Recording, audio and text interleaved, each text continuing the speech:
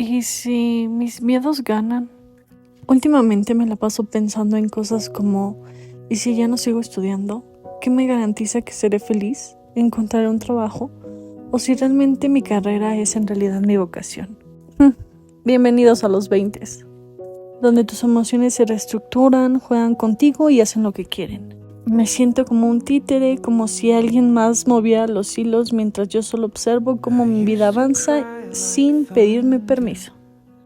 A veces quiero tener todas las respuestas, pero apenas si entiendo las preguntas. Todos parecen saber a dónde van, o al menos eso aparentan. Y yo aquí, recalculando cada paso, dudando incluso de mis propios sueños.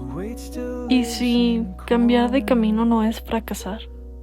¿Y si perderme también es parte de encontrarme?